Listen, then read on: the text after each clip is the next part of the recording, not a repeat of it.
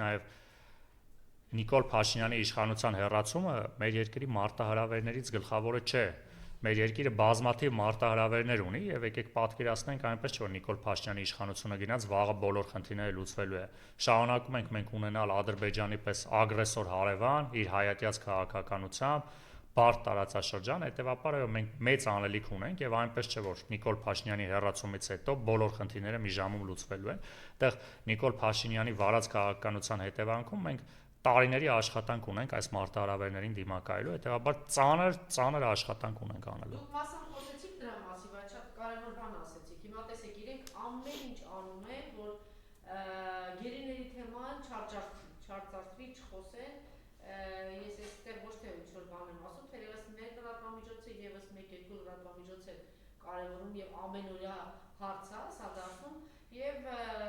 մոլորեցնելով հանրությանը, այդ մոլորության ծուղակի մեջ էին հայտնվել նաեւ հասարակական քաղաքական գործիչները։ Եկեք այդ թեմայով չխոսենք, բայց տեսեք, երբ որ Աղմուկ եւ Արցախ Ռոբեն Վարդանյանի ընտանիքի կողմից, որդու կողմից, տեսեք ինչ բան անհանգիստ վիճակի մեջ է հայտնվում Ալիև եւ անգամ պատասխաներ, չէ՞։ Սա մեկ անգամ եւս հուշում եմ, որ այդ ընտանիքը ճիշտ ճանապարհի վրա է եւ մենք ենք, մեր հանրությունը, քաղաքական գործիչները, ուժերը, հասարակական գործիչները, որ մոլորված են եւ սխալ ճանապարհի վրա են,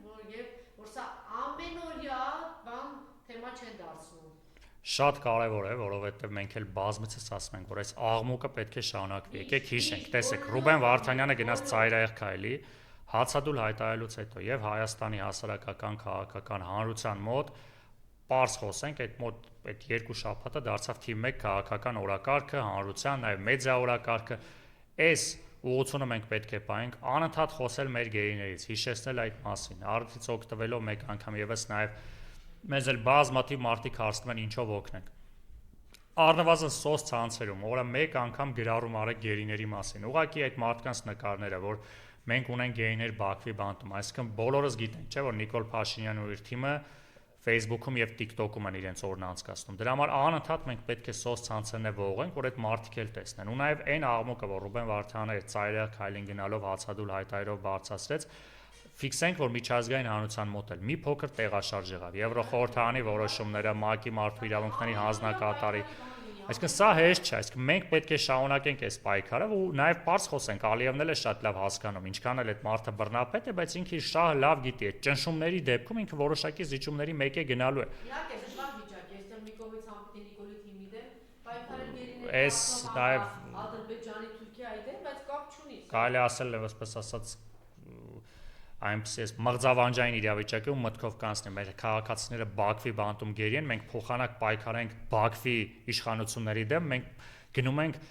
բողոքում ենք, ցույց ենք անում Հայաստանի կառավարության դեմ։ Այս աբսուրդ է, իսկ մենք գնում ենք Հայաստանի կառավարությունից, պահանջում ենք, որ Հայաստանի կառավարությունը իր քաղաքացիներին պաշտպանի, երբ որ Հայաստանի կառավարությունը պետք է այդ ակցիաները կազմակերպի Սփյուռքում, միջազգային կառույցների մոտ, միջազգային դերակատարների մոտ, այս ուղղակի նաև ոչ միայն Բաքվի բանտում գտնվող գերիների արկայությունն է մեր արժանապատվության նվաստացումը, այլ նաև նվաստացում է, երբ Հայաստանի քաղաքացիները, քաղաքական ուժերը գնում են Հայաստանի իշխանությունից, խնդրում են, պահանջում են, որ գերիներով զբաղվի, այս նաև միջազգային հանրության մոտ ենք, որ նվաստանում, թե ձեր իշխանությունը ինչպես է վերաբերվում իր հայրենակիցներին, սա նաև մեր ազգի, մեր պետության մասն է խոսում, բայց մյուս կողմից նաև միջազգային հանրությունն էլ պետք է հասկանա, որ Հայաստանի Հանրապետությունը դա Նիկոլ Փաշինյանը չէ,